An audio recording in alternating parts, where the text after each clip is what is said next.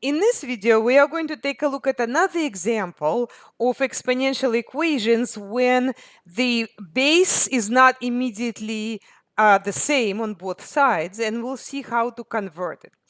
Here I have square root of 3 on the right-hand side, which is not a power. It's not 3 to some power right away.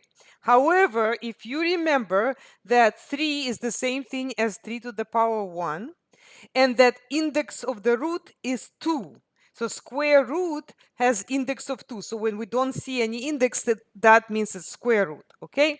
And then what we do is we're just going to divide this power by the index of the root. And that will allow me to rewrite 3 to the power 2x equals 3 to the power 1 half. So I want you to remember that square root is responsible for power 1 half.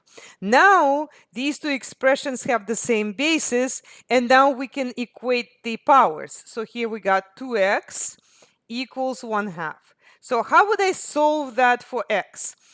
You could think about dividing by 2, but it's not immediately clear what will happen if 1 half is divided by 2. So let me write it down. So if I have a half of a pizza and I further divide it by 2, what will happen? Well, a quarter of a pizza will remain, right?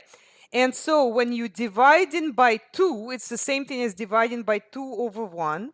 And then when you divide it by a fraction, it's the same as multiplying by its reciprocal. So here we're going to have 1 divided by 2. And now when you multiply two fractions, you multiply the tops and multiply the bottoms. That'll become 1 times 1, which is 1. And then 2 times 2 is 4. Okay, so all of that I was explaining how you could divide this by 2. So this is just going to cancel the 2 on this side.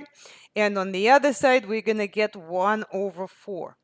And if I think that that is correct, I should be able to substitute that 1 over 4 in both the left-hand side and the right-hand side and see if I get the same thing. So 3 to the power 2 times 1 quarter. Okay, well, it gave me something.